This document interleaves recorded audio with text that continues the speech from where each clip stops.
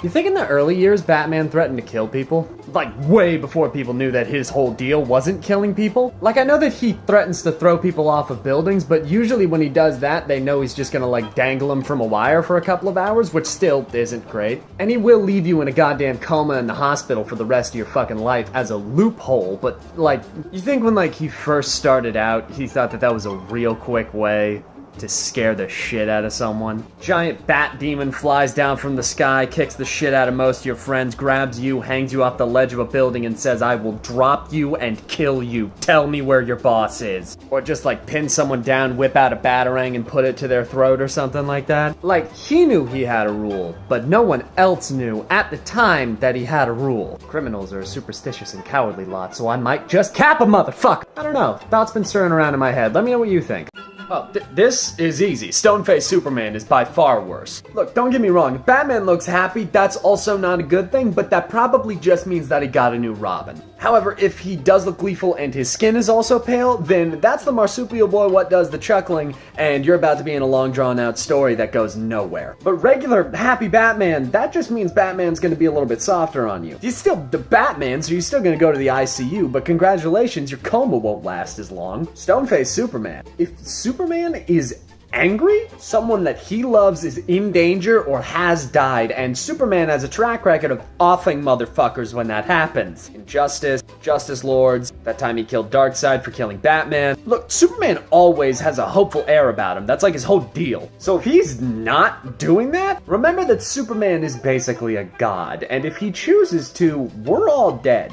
Full stop. Batman is seen as scarier because Superman allows that. Stone-faced Superman wins. Full stop.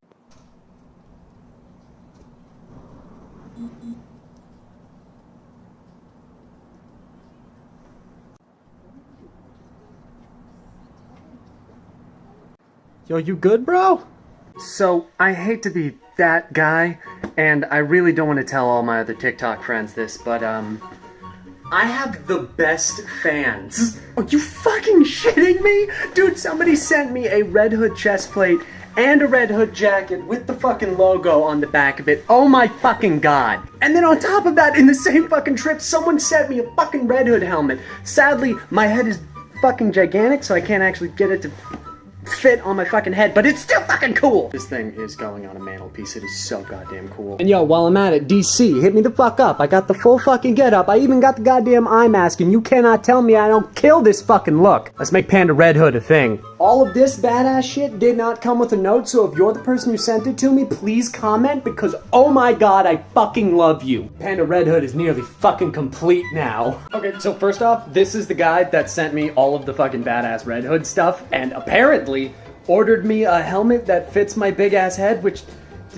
dude, I heard it feels so bad for you spending so much money on me already. I can't thank you enough. It's so fucking cool. You were amazing. Thank you. But to specifically answer your question, if Superman was feeling non-violent, I would assume yes. However, in any situation where Superman has to take out Batman for any reason, I'm assuming that either 1, Batman is beyond the point of no return and cannot be saved, or 2, Superman is beyond the point of no return and we're all gonna fucking die. So if Superman has made it to it's time to erase the Batman, one of two things are gonna happen. He's either gonna want to end his friend quickly and painlessly without erasing all of the good things that he's done, or alternatively, he is going to toy with this man like a cat playing with its mouse before it eats it, and then evaporate him. But technically, yes to your question. Okay, so the other day I went to go and see Shang-Chi. Wait. Hold on, I'm doing a movie thing. I should probably... Hold on, 1 second. So the other day I went and saw Shang-Chi. Yes, I am very aware that my headphones don't have a microphone. They're also not fucking plugged in either. It's a joke. Unlike some of my peers, while I didn't go to the red carpet premiere, no, you're offended. I'm just kidding. I love you, Straw Hat and Jay Stoops. Go follow them. They're amazing. I will honestly say that was probably one of the best Marvel movies I've ever seen. The story was amazing. The fact that there was so much culture in the movie was awesome. And oh my god, the fucking fight choreography. Dude, if you have no other reason to go and see this movie, go watch it for the goddamn fights. It's so fucking good. A lot of the fight scenes felt like they took a lot of heavy inspiration from like Jackie Chan movies, which is some of the highest praise I can give. That is incredible. And the humor was great, and Simu Liu was amazing, and all of the cast was awesome. Was a little CGI heavy? Yeah, but all Marvel movies are. And I'm a CGI artist. I can't get mad at that. that. If you're on the fence at all, go watch this movie, go support it, it's fucking amazing. So I usually make like an express point to not duet videos, just it's not what I really like having on my page and everything, but this dude sent me this picture on Instagram and I need to fucking boost this shit, because oh my fucking god, this is probably the coolest thing I have seen all fucking day.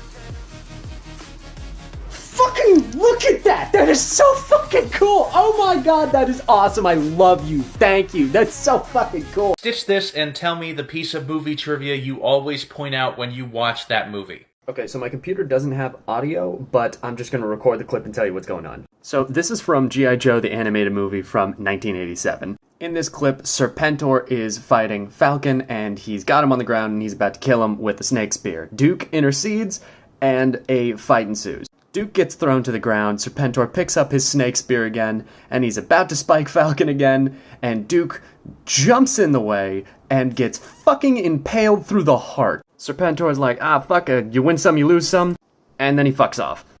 Duke gives a little speech to Falcon, telling him to basically keep everybody safe and to do his job, before leaving one last breath and slipping into unconsciousness. So like he's dead, right? Like, that's not an unsubstantial amount of blood there. Homeboy got speared in the heart with the blunt end of a snake. He's fucking dead, right? Nah, turns out he slipped into a coma, and is then off-screen for the rest of the movie, only to be revealed that he's perfectly okay, literally as the movie is fading to credits. Kinda weird, right? So yeah, here's the thing. You see, the year before that, Hasbro, the company that makes G.I. Joe, had released a different movie. Transformers, the movie. And you see, when they made the Transformers movie, they hilariously underestimated how impactful the death of Optimus Prime was gonna be. So thousands of kids were scarred for life and crying in the theater, and the people who made the movie didn't fucking think that was gonna happen. They just thought that they were killing off like a toy line so that they could start a new line of characters. They didn't think that all of the kids would be that emotionally attached to him. They then came to the realization they had already animated the death of Duke for the movie that was going to be released the next year. They then had to hastily rewrite the script and add in just a couple of lines to say, no, Duke didn't die, he's fine. He's just like in a coma. It's just a coma, guys, he's fine. And I bet you're wondering why they didn't just like write Duke out of the second half of the movie, cut the scenes that he died in, and just kind of find a way to explain around it. Well, it's because, like, Falcon's main motivation after this point in the movie is avenging Duke. So the main character of the movie's motivation was based on a decision that they had to fucking rewrite out of panic. I will never not love this movie. This is just fucking great. Also, since we're already talking about it, this scene gave me actual fucking nightmares as a kid, and it scarred me for fucking life, and I still love this movie. God, this is terrifying. What the man? I can't believe I'm about to say this. So, what I say next might get my nerd credentials revoked, and very much specifically might get my Batman nerd credentials revoked, which is just gonna be fucking great for my page. Alright, here we go. I just read the canon Batman Fortnite crossover 0 Point. And it's actually pretty fucking good. I know, put down your fucking pitchforks, let me explain. I was sent this in my P.O. box by a follower by the name of VP3K, and trust me, when I opened it, I expected this to be fucking terrible. It is a Batman Fortnite crossover, and it's canon. How can that be anything but terrible? But I shit you not, the setup is really fucking good. A sudden tear in reality brings Batman, Catwoman, Deathstroke, and Harley Quinn to the universe of Fortnite. Upon entering the actual world of Fortnite, all of them lose their memories of who the fuck they are, and have to, on a ground level, figure out the rules of Fortnite and how to escape. Every time they die, they get reset to the beginning and forget everything. I should say, when they come in, they have all of, like, their abilities, like their muscle memory. Like, Batman's still super smart and can fight super good. He just doesn't know who the fuck he is. There's a huge reveal, like, 3/4 of the way through, hinging on a man named Fishstick that looks like this motherfucker. Everyone is surprisingly in character. Oh yeah, and did I mention that they can't fucking say anything? They're all made mute because you can't fucking fucking talk in Fortnite. There is a canon fight between Snake Eyes and Batman, and the only way Batman escapes the world of Fortnite is with the assistance of Snake Eyes. And it is somehow still really fucking good. The ending of a Batman Fortnite comic with Batman and Catwoman actually made me feel emotions, and I'm not okay with it. Is it super deep and introspective and gets really into the characters' heads? No. Is it on par with The New Frontier or Arkham Asylum or The Dark Knight Returns? No. But for a canon Batman Fortnite crossover, I promise you this book is fucking worth it, and it's actually pretty fucking good. So I promise you, if you're at all curious, if you have the time, go and check out this fucking book. Go buy it. I promise it's actually pretty fucking good. I know that doesn't make any sense, but I promise you it's good. Go and check it out. God, that fucking hurt to say. Welcome back to Regrettable Superhero of the Week, the weekly show that I do that apparently doesn't know what the fuck the word weekly means. We're gonna pick a random page out of the League of Regrettable Superheroes and then run them down. Who are we getting today? Puppeteer. Oh wait, hold on, I'm sorry. The Puppeteer, the Bleeding Statue. You gotta include both of these. Also, I'm sorry, but like, just what the fuck is going on this cover? We got Captain Super Ameriman over here. The bad guy, presumably, is the permid one with no fucking pants. And just what the fuck is going on here? Okay, so this shit's just a trip, guys. So the Puppeteer was created by one Alec Hope in All Top Comics in 1944. And I'm just gonna get the obvious out of the way right now. His powers, his superhero identity has literally nothing to do with puppeteering. Literally not a fucking thing. Zero, zilch, nada. He has nothing to do with puppets. Well, that's a little bit of an exaggeration. His day job is he makes puppets. Some of the more eagle-eyed of you might have noticed the fact that he's sporting a big-ass white V on his chest. Does that have an explanation? No. At one point he calls himself Captain V, but that has nothing to do with anything? Anyway, origin stuff. It's not super clear on that, but I'll tell you what I do know. Our resident patriotic puppeteer is a man by the name of Alan Hale. His powers are basically just he can fly on a red, white, and blue beam called the V-beam. And I shit you not, he gets his powers by playing the opening notes of Beethoven's Fifth on a possibly magical organ. And that's not like a one-time thing. It's not like the spider bite. No, he has to do that every time he wants to be a superhero, which is hilariously inconvenient for somebody who has to, switch into a costume on the fly. It's a good thing he has a sidekick then, which is a sometimes talking bald eagle named Raven. This cheeky motherfucker named his fucking eagle Raven. Sometimes Raven the eagle can talk. Sometimes he can't. Is there an in-canon explanation for this? Fuck, of course there's not an in-canon explanation for this. Dude, this guy matters so little that they don't even say if he has a villain or not. The Puppeteer never got his own standalone series. He literally just popped up every now and again in some books as like a background story. And there's only like a dozen appearances of him ever. And you know what? I just thought about this. The guy whose whole color scheme is the American fucking flag gets his superpowers by playing the opening notes of a German symphony. And his name has nothing to do with his super patriotic costume. What the fuck is this character? Like, you can't even say that he's not supposed to be, like, patriotic. His fucking sidekick is literally a bald eagle. Why is he named the Puppeteer? Why was he named Captain fucking V? What the fuck are you? So, I have a couple DC costume opinions. I'm not sure if they're controversial or not, but I want them to be known. Everything I say from this point on is not the definitive truth. It is just my opinion on these costumes. However, if you disagree, you're incorrect. Also, it completely wasn't intentional, but all three of these are from the Bat family, ironically. First off, this is the best outfit that Stephanie Brown ever wore. This one from the New 52,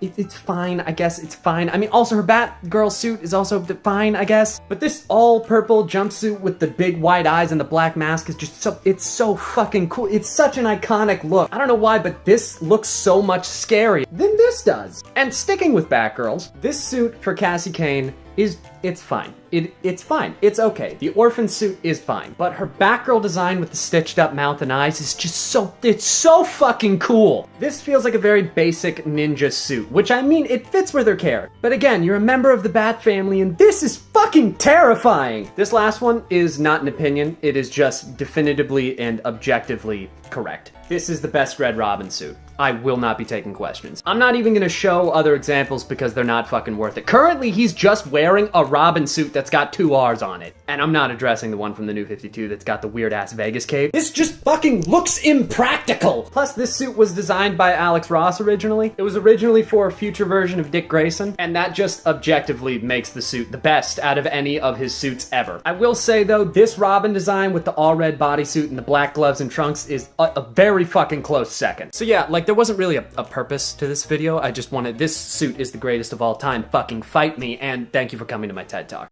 Okay, so recently I was tagged in a post asking where a good jumping on point for DC Comics is for new readers. And even though I've made a bunch of videos about this in the past, it's really hard to find, so I thought I would explain it again. Everybody get some note-taking shit ready. I'm about to explain some really heavy lore shit, and I'm not just going to go over DC Comics, I'm going to go over how to get into comics in general. Go ahead, go and get your notes real quick. Okay, you got them? You ready? You got all your shit? All set up? Alright, good.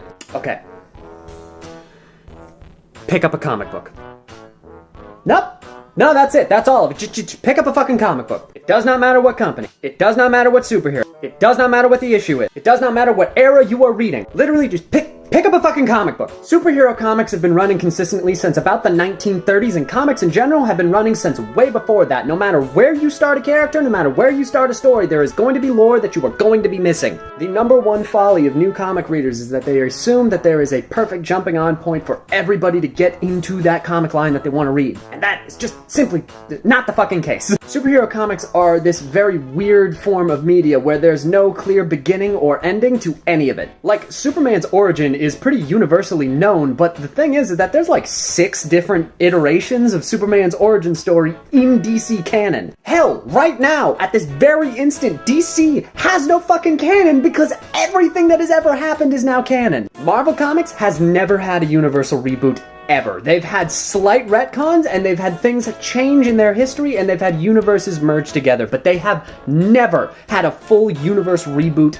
ever. It has been continuous since the beginning. And I know that that can be very intimidating, but the thing is, canon doesn't fucking matter! No shit! The primary use of canon in superhero stories is for other stories to piggyback off of and for the world to continuously feel like it's changing. But a lot of comics don't really mention the storyline that immediately preceded it. And even if they do, that's the brilliance of comics. If you're reading a comic book that is really steeped in lore and is really concerned with the storyline that happened immediately before it, you can just go back and read that book.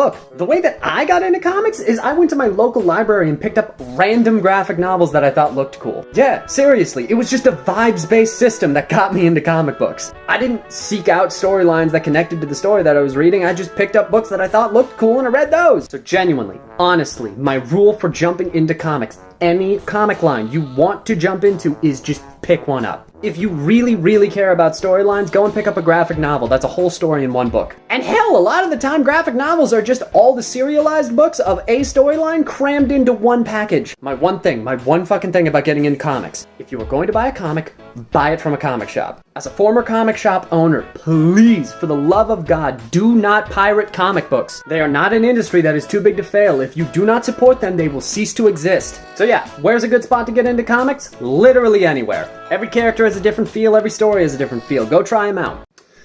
You know what? Fuck it, I'm feeling controversial this week. Red Hood fans, we need to talk. I'm gonna say something, and you need to hear me out. This has been on my mind for a while because every single time I express an interest in playing Red Hood in a live-action sense, I get at least 2 or 3 of these comments. Guys, Jensen Ackles is too old to play Red Hood. Jensen Ackles is 43 years old. And don't get me wrong, he looks really good for his age. Dude looks like mid, maybe early 30s. Guys, Jason Todd is in his early 20s. And if we're being real generous, mid-20s. So unless the Red Hood movie that we want is in the near future where he's existed for a while, which, let's be honest, that movie probably wouldn't be made straight out the jump, so few people are familiar with the character of Red Hood as is. Think of how many Batman origins we've seen. They would probably want to do the Under the Red Hood story as his first story. Jensen Ackles would play an amazing Batman, as evidenced by the Long Halloween animated movie, and I am not denying that he played an amazing Jason Todd in Under the Red Hood. I'm saying,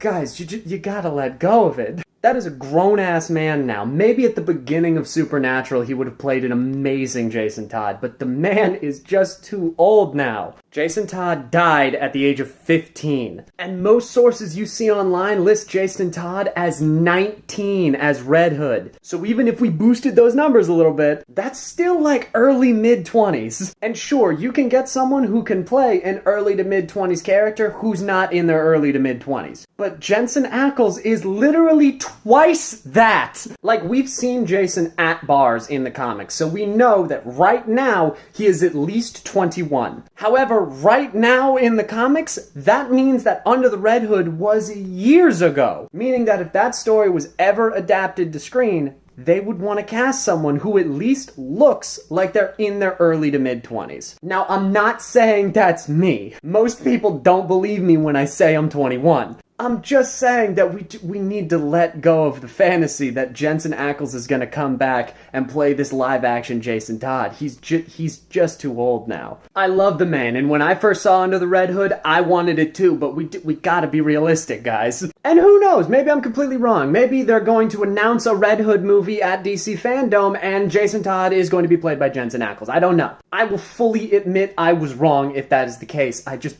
really don't think it is. I started this fully being prepared to get flamed in the fucking comments, so thank you for at least listening. I am prepared for my roasting now. So last semester was pretty rough on me physically. I gained a good couple of pounds, and because of that I needed to donate the majority of the suit that I owned at the time. So today, I went out to go and buy a new one. I went thrifting, and I went and got myself a new jacket, and I was gonna be a little bit flashier this time. I like being flashy, so I picked something up, and now I'm home, and I'm trying it on, and, do you see it? Tell me when you get it, because eventually you're gonna fucking get it. Have you gotten it yet? No? I look like James fucking Bond. Don't let me shop for myself, ever. Wait, hold on, I'll prove it. Come on! Who let me have adult money? Who let me make my own purchases when I make this stupid shit? I was gonna make the joke that I look like an inverse panda, but this is just James Bond! Now, if you'll excuse me, I'm gonna go get myself a dry martini, or change actors, or meet a woman with a sexually suggestive name. I don't fucking know. Oh yeah, I guess I haven't really talked about that before, have I? Yeah, so my family and I actually used to own a comic shop in Marysville, Washington. If any of you have ever actually watched my Twitch channel, by the way, go follow me on Twitch. I don't talk comics, but I do a fuck ton of art. This sign that you actually saw in the background was the sign that we used for the comic shop. And yes, we legitimately named our comic shop The Comic Shop because that is fucking hilarious. I also use that sign for the intro of all my YouTube videos as well. Go subscribe to me there as well. So yeah, while I didn't personally own it, it was a family-owned comic shop, and the family was mine. It was a decently small shop, just packed wall-to-wall with comics and merch and shit, and in the back, we used it as an art studio. That is actually where this Commander Cody that you've seen in my gym comes from. This Harley Quinn that's also up there was also made at the shop. Oh, and this big bastard that you've seen in the background of a bunch of shots, yeah, he was the doorman. We legit had him screwed up right outside the door so people would be scared as shit when they walked in. It was great. I was only about 15 when we had the shop. We were only open for a little bit under a year. And don't get me wrong, we weren't doing bad. We were breaking even. We were doing perfectly fine, especially we didn't have any other employees. It was just us. And that is the reason why we closed. We just weren't really a retail family. You don't really get to have a social life when you have that starting shop, especially when it's in a bad location and it's a bad point in comics. Oh yeah, on top of us not being a retail family, we also opened during the worst fucking period in comics history. Check out the roster of comics events that were going on when we opened a fucking comic shop. First off, we got DC's Convergence, which was the first attempt to undo the New 52, which directly led into DCU, which we don't fucking talk about. Who needs Batman when I can have buff Jim Gordon with a mohawk and a goddamn tick suit? Hey, how about we have Superman lose almost all of his powers and have him start dressing like that son that he denies that he has? Why does Wonder Woman have Baraka blades? Oh yeah, and I guess Green Lantern got basically an Infinity Gauntlet of Green Lantern. Nobody fucking cares about Hal Jordan. And then on the Marvel side, we had the motherfucking Axis event where all of the superheroes and villains had switched morality because the one story I want to see is Red Skull the Nazi is a good guy! I want to meet the man that thought it would be a good idea to have Deadpool turn into a Zen monk for like 30 issues, and I just want to talk! I'm I'm cool. I'm cool. I'm cool. I'm cool. So yeah, my family owned a comic shop for a little while, which got me a lot of the comics that I have. Granted, it's not the thing that got me into comics. I was already super into comics beforehand. That's like half the reason we opened the shop. But it is what got me all of my like really weird, rare ones. It also granted me the knowledge that if you walk into a comic shop, buy a motherfucking comic! There is nothing more insulting than sitting behind the counter with all of this stock of books that you want to sell, and somebody walks in, reads one, puts it back, and walks out. Comics are not a really huge industry. It's not like there's a shit ton of money in them. So if you are going to walk into a shop, walk out with something. Buy a goddamn pin. Show your support is all I'm saying. So yeah, that's my comic shop story. I think my physics teacher might be Deadshot.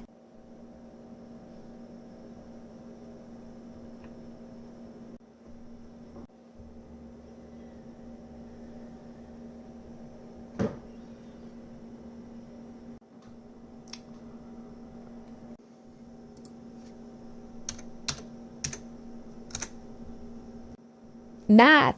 Alright guys, I got a hot take for you. Thor Ragnarok disappointed me a little. Now don't get me wrong, I love the movie. I love everything it does for Thor, I love the story of I love basically the whole story of the movie. I love the movie. What disappointed me about it is that my favorite Hulk story of all time is Planet Hulk. A story that I can now never get in the MCU ever. Because they half adapted it and then turned it into a comedy for Thor Ragnarok, which is an amazing Thor story, built on the back of an amazing Hulk story. So one of those got sacrificed in the process. Like, I shit you not, in the comics, Meek turns out to be a bad guy. Like a straight up mass murdering villain. Yeah, little maggot bug guy with knife hands turned out to be a fucking mass murderer in the books. And it's done really well and it's really impactful. And it's just something I can never get in the movies now and it makes me sad. I don't know, what do you guys think? Are you sad you're never gonna get a Planet Hulk movie or are you okay with what we have?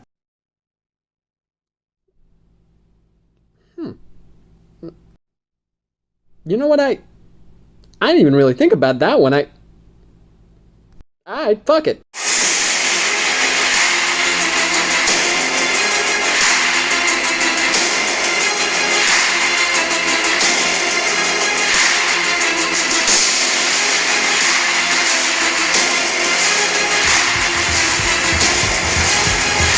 Alright guys, and that is going to be it for this month. Thank you so much for watching. I just want to take a moment to thank all of my lovely supporters over on Patreon. Anna Sauls, Ash Dolworth, Brandon Laney, Cassie Pace, Chaz Masters, Danny Walker, DeCassowary, Diandra, Dragon Fang, Gas Boss Gatelight Girl Keep, Gummy Bud, Jenny Chanti, Jessica Berman, Kat Stevens, Christina Odd, Linda Mackert, Magoo, Mary Baldwin, Pandora A, Silver Bullets 23, Tarara, The Bison 01, Theresa Harrison, The Rider of Darkness, Victor Virol, and Virgil, as well as each and every other one of my lovely supporters over on Patreon. And if you would like your name read out in the credits of each and every one of my YouTube videos, then you can go over to my Patreon and donate at least $15 or more, and you will be thanked by name every single time. Thank you all so much. All of this would not be possible without all of your guys' support.